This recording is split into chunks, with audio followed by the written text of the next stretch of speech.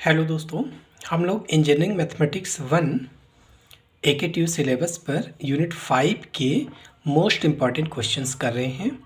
15 most important question करेंगे, जिसमें ये क्वेश्चन नंबर 2 है ना। क्वेश्चन नंबर 1 to 15 देखने के लिए आप डिस्क्रिप्शन बॉक्स में जाइए, वहाँ क्रम से सारे क्वेश्चंस दिए हैं। Most important 15 most important questions discuss किए गए हैं। ये सारे क्वेश्चन कभी ना कभी AKTU में पूछे गए हैं या इम्पॉर्टेंट क्वेश्चन हैं। इतना आप कर लेंगे तो इससे क्या होगा कि प्रैक्टिस आपकी अच्छी खासी हो जाएगी। लगभग सारे टॉपिक हम लोग इस 15 क्वेश्चंस में कवर करेंगे, ठीक है। तो देखिए, ग्रीन्स थ्योरम पर ये क्वेश्चन है। Verify Green's theorem, evaluate this integral where c is the square formed by x equal to plus minus 1 comma y is equal to plus minus 1। देखिए ये कभी कभी पूछा गया है कि verify Green's theorem for this, या इसको इवेलुएट करने के लिए बोले होंगे ग्रीन्स थ्योरम से। तो जब इसको इवेलुएट करना होगा तो हम लोग लाइन इंटीग्रल के बजाय उसको सरफेस डबल इंटीग्रल से सॉल्व करेंगे, ठीक है, अगर इवेलुएट करना होगा। और वेरीफाई करना होगा तो लाइन इंटीग्रल और डबल इंटीग्रल दोनों से उसको सॉल्व करेंगे, वैल्यू सेम आ जाएगी। तो चलिए देखते हैं ग्रीन्स थ्योरम होती क्या है। तो integral over C x square plus x y D x plus x square plus y square d Y, ये इवेलुएट करना था, या इसके लिए हमें ग्रीन्स थ्योरम वेरीफाई करनी थी। तो सबसे पहले हम देखेंगे कि जो dx का कोफिशिएंट होगा वो फाई होगा और dy का जो कोफिशिएंट है वो साई है, ठीक है। तो फाई इज इक्वल टू क्या हो गया, x square plus x y, और साई की वैल्यू हो गई x square plus y square. तो फाई और साई ये दोनों वैल्यू यहाँ हमको मिल गई। ग्रीन्स थ्योरम क्या होती है कि closed integral over C phi D x plus psi D Y is equal to double integral over R del psi upon del X minus del phi upon del Y D X D Y. ये Green's theorem है। अगर Green's theorem से इसकी value evaluate करना होगा तो हम लोग इससे इवेलुएट करेंगे, और अगर ये डबल इंटीग्रल इवेलुएट करना होगा इसकी वैल्यू तो इससे निकालेंगे, ठीक है। तो जनरली अगर पूछा जाता है कि लाइन इंटीग्रल को ग्रीन्स थ्योरम से इवेलुएट कर लो तो हम लोग इससे निकालेंगे, ठीक है। और अगर वेरीफाई कहेंगे तो हम लाइन से भी निकालेंगे और डबल इंटीग्रल से भी वैल्यू निकालेंगे, दोनों की वैल्यू सेम आएगी। तो चलिए देखते हैं। यहाँ पर जो सी बाउंड्री सी दिए रखे हैं वो क्लोज्ड बाउंड्री है, और वो है क्या, square form by X equal to plus minus 1 Y is equal to plus minus 1। तो देखिए ये कोऑर्डिनेट एक्सिस हो गया वाई एक्सिस, और ये X axis. X equal to 1 की लाइन ये हो गई, एक्स इक्वल टू माइनस 1 की लाइन ये हो गई, Y is equal to minus 1 की लाइन ये हो गई, और वाई इज इक्वल टू 1 की लाइन ये। इन चारों लाइन से एक रीजन बाउंड हो गया है ना, एक रीजन इन चारों लाइन से एक ये रीजन पूरा बाउंड हो गया इन चारों लाइन से, ठीक है। इसकी बाउंड्री टोटल बाउंड्री, इसकी जो टोटल बाउंड्री है वो सी है। तो देखिए यहाँ पर सी 4 पार्ट में ब्रेक है। इस लाइन की इक्वेशन अलग है, इसकी अलग है, इसकी अलग है, इसकी अलग। तो जितनी लाइन की इक्वेशन जितने पार्ट में ब्रेक होगा, जिनकी इक्वेशन अलग अलग होगी, उतने पार्ट में हम सी को ब्रेक कर लेंगे। तो C1 C2 C3 C4 ऐसा कर लिया। तो C1 के लिए क्या हो जाएगा, C1 की इक्वेशन क्या है, y is equal to minus 1, ठीक है। C1 की वैल्यू है y is equal to minus 1, तो डिफ्रेंशिएट कर लो इसको। dy इज इक्वल टू क्या हो जाएगा, माइनस 1 का डेरिवेटिव 0। इस तरीके C2 की इक्वेशन क्या है, C2 के लिए है x इक्वल टू 1, है ना। C2 की इक्वेशन है, ये वाली लाइन की इक्वेशन है x इक्वल टू 1, तो dx इक्वल टू 0 हो जाएगा। इसी तरीके C3 के लिए y इज इक्वल टू 1, तो dy इज इक्वल टू 0 हो जाएगा, और C4 के लिए x इक्वल टू माइनस 1, तो dx इक्वल टू 0 हो जाएगा। आइए हम लोग इस लाइन इंटीग्रल और इस डबल इंटीग्रल दोनों को इवेलुएट करते हैं। तो देखिए क्या होते हैं, लाइन इंटीग्रल देखते हैं पहले। Integral over C phi D x plus psi D Y is equal to integral over C. अब सी यहाँ पर 4 पार्ट में ब्रेक है, टोटल बाउंड्री आपकी ये सी है, तो C1 plus C2 plus C3 plus C4 4 part में ब्रेक कर लेंगे। तो C1 और ये वैल्यू पूरी वही रहेगी, फाई और साई की वैल्यू रख लीजिए।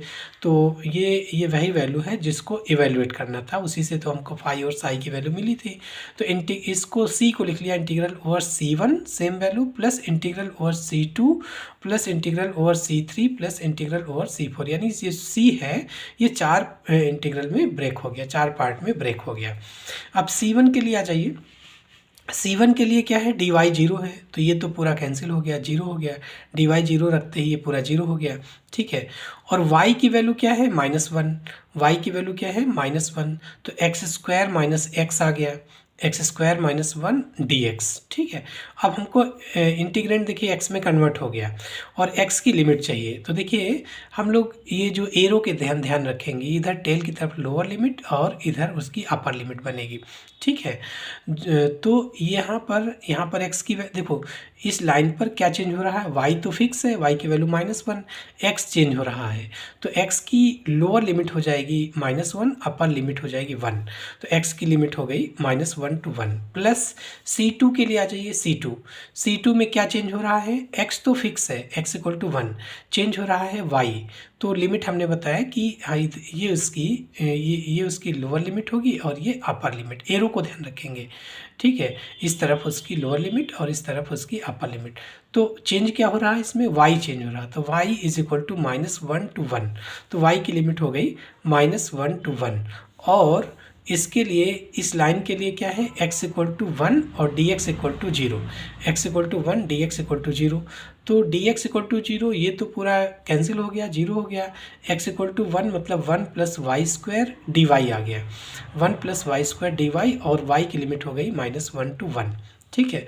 फिर चलिए C3 के लिए आ जाइए, C3 के लिए है y इज इक्वल टू 1, तो dy इज इक्वल टू 0 आ जाएगा C3 के लिए, C3 के लिए आपका y is equal to 1, C3 के लिए y इज इक्वल टू 1 और dy 0, तो ये तो पूरा 0 हो गया dy, और यहाँ पर y की वैल्यू 1 रख लो, तो x square plus x d x आ गया, x square plus x d x. Arrow limit देखिए, लिमिट हमेशा एरो को ध्यान में रख के करते हैं, तो ये यहाँ पर उसकी लोअर लिमिट होगी और ये अपर लिमिट, चेंज क्या हो रहा है, एक्स चेंज हो रहा है, y तो फिक्स है, y इक्वल टू 1 फिक्स है, लेकिन x चेंज हो रहा है, तो यहाँ x इक्वल टू 1 है, यहाँ पर x की वैल्यू -1, तो उसकी लोअर लिमिट बनेगी x इक्वल टू 1 और upper limit x equal to -1, तो लोअर लिमिट हो गई x equal to 1, upper limit -1, ठीक है। और फिर चौथा C4 की इक्वेशन है x इक्वल टू -1, तो dx इक्वल टू 0 आ जाएगा, ठीक है। तो इसमें dx इक्वल टू 0, ये तो पूरा 0 हो गया, x इक्वल टू -1, तो -1 का स्क्वायर 1 ही हो जाएगा, 1 प्लस वाई स्क्वायर हो जाएगा इंटू डी वाई, वाई की लिमिट रखनी होगी, C4 हटाएंगे तो y की लिमिट आएगी, यहाँ पर y की वैल्यू 1 और यहाँ पर y की वैल्यू -1, एरो को ध्यान रखना है, ये इधर इसकी लोअर लिमिट होगी और इधर अपर लिमिट, तो y की लोअर लिमिट हो गई 1, अपर लिमिट हो गई -1, y की वैल्यू हो गई 1 to -1, बस इसको अब सिंप्लीफाई कर लो, तो इंटीग्रेशन कर लेते हैं, एक्स स्क्वायर का integration x³ minus x²/2, limit हो गई -1 to 1, प्लस इसका इंटीग्रेशन कर दो y plus y³ -1 to 1, plus इसका हो जाएगा x³ plus x²/2, limit 1 to -1, plus इसका हो जाएगा y plus y³ limit 1 to -1, upper limit रख लो, तो 1/3 और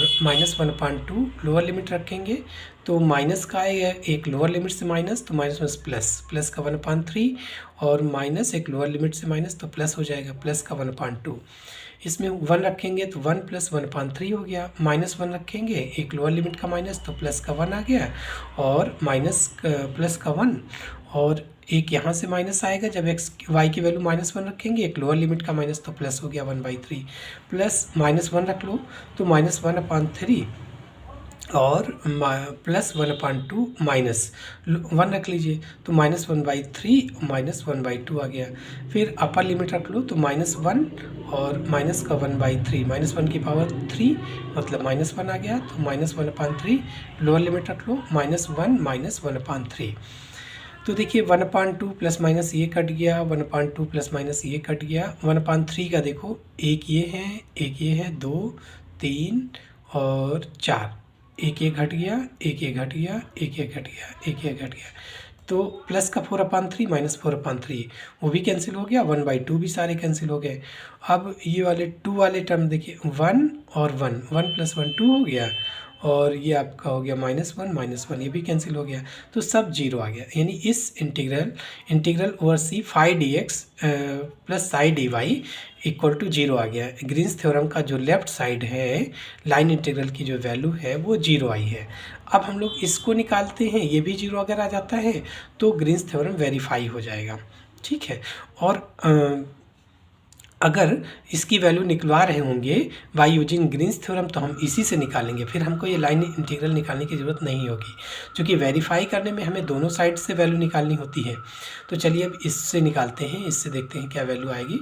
यहाँ पर देखिए लिमिट समझ लो, अगर हम लोग स्ट्रिप खींच लें इसमें वाई एक्सिस के पैरेलल कहीं पर भी रीजन में कहीं पर भी वाई एक्सिस के पैरेलल स्ट्रिप खींच दें और स्ट्रिप पर स्मॉल एलिमेंट ले लें, स्मॉल एलिमेंट को स्ट्रिप पे मूव करा दो। मूव कराने का मतलब छोटे छोटे पार्ट में सम अप कर रहे हैं, तो लिमिट हमेशा माइनस से प्लस की तरफ जाती है, तो y की लिमिट हो गई -1 to 1। और पूरी स्ट्रिप को रीजन में मूव कराएंगे, मूव कराने का मतलब छोटी छोटी स्ट्रिप को सम अप कर रहे हैं, तो कहाँ से कहाँ तक x की लिमिट हो जाएगी। x एक्सिस के लॉन्ग मूव कर रहा तो x की लिमिट आएगी, है ना। पूरी स्ट्रिप x एक्सिस के लॉन्ग मूव कर रही तो x की लिमिट आएगी। स्ट्रिप पर स्मॉल एलिमेंट y एक्सिस के लॉन्ग मूव कर रहे हैं, y एक्सिस के लॉन्ग मूव कर रहा है तो y की लिमिट आ जाएगी। ठीक है, तो x की लिमिट हो गई -1 to 1 और y की लिमिट हो गई, y की लिमिट भी -1 to 1। तो चलिए अब हम लोग इसकी वैल्यू निकालते हैं, देखते हैं क्या आती है। Double integral over r del psi upon del X minus del phi upon del Y D X D Y is equal to psi की वैल्यू क्या आई थी। साई की वैल्यू देखिए, साई की वैल्यू है यहाँ पर ये फाई की वैल्यू है, ये साई की, तो इसका del psi upon del X है, तो इसका एक्स के रिस्पेक्ट में डेरिवेटिव 2x आ जाएगा और इसका y के रिस्पेक्ट में डेरिवेटिव x आ जाएगा। सो 2x माइनस एक्स, तो x आ गया, है ना। और x की लिमिट हो गई -1 to 1, y की लिमिट है -1 to 1। फिगर से हम लोग निकाले थे dx dy, ये तो x हो गया, कांस्टेंट है। सबसे पहले y के रिस्पेक्ट में इंटीग्रेशन करना होगा, क्यों ये इंटीग्रल y का है, तो dy का इंटीग्रेशन y हो गया, लिमिट -1 to 1 dx।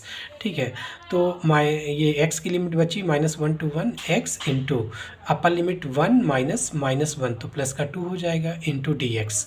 2 बाहर आ गया, x का इंटीग्रेशन x²/2 लिमिट -1 to 1। सो ये 2 से 2 कैंसिल, 1 अपर लिमिट रखा 1, सो 1 माइनस लोअर लिमिट -1 का स्क्वायर, वो भी 1 हो गया, सो 1 - 1 0, इसकी वैल्यू भी 0 आ गई। इसका मतलब कि integral over C phi D x plus psi D Y is equal to double integral over R del psi upon del X minus del phi upon del Y D X D Y, ये दोनों बराबर हो गई और दोनों की value क्या आई थी, 0 आई थी। हेंस ग्रीन्स थ्योरम वेरीफाइड हो गई। अब इंटीग्रल ओवर सी, अगर ये पूछते हैं कि इसकी वैल्यू इवेल्युएट करो, integral over C phi D x plus psi D y, तो इसको हम निकालते डबल इंटीग्रल से, और डबल इंटीग्रल से हमारी वैल्यू आई है 0, है ना। देखिए अगर आप वेरीफाई ना करवाते, ये कहते कि evaluate this by using Green's theorem, तो हम इससे निकालेंगे, और इसकी वैल्यू अभी क्या आई है, 0 आई है, तो ये 0 हो जाएगी इस तरीके से। तो वेरीफाई का कहेंगे तो वेरीफाई कर लेंगे, मतलब दोनों साइड से वैल्यू निकाल लेंगे, और अगर वेरीफाई का नहीं कहते हैं, लाइन इंटीग्रल इवेल्युएट करवा रहे होंगे, तो हम इससे वैल्यू निकाल देंगे, तो वो हो जाएगा using Green's theorem, line integral की वैल्यू आ जाएगी। ठीक है, इस तरीके से ये जो 3 थ्योरम है, ग्रीन्स थ्योरम, स्टोक्स थ्योरम और गाउस डाइवर्जेंस थ्योरम, तीनों पर से एक क्वेश्चन जरूर आएगा। तीनों में से किसी एक पर, मतलब एक तो श्योर है, हो सकता है 2 क्वेश्चन आपको मिल जाए। ये तीनों थ्योरम बहुत ही इंपॉर्टेंट है, बस 3 थ्योरम है, इनका केवल स्टेटमेंट और उनके साथ क्वेश्चन करना है। प्रूफ सिलेबस में मेंशन है कि प्रूफ नहीं करना है, AKTU के सिलेबस में मेंशन है। ठीक है, तो ये 3 थ्योरम आप अच्छे से तैयार कर लीजिए। ये जो हम 15 क्वेश्चंस ले रहे हैं, इनमें तीनों थ्योरम का जिक्र है, तीनों थ्योरम पर क्वेश्चन है, तो आप इन 15 क्वेश्चंस को देखिए और इनसे रिलेटेड और भी क्वेश्चन आप सॉल्व करिए। ठीक है, थैंक यू।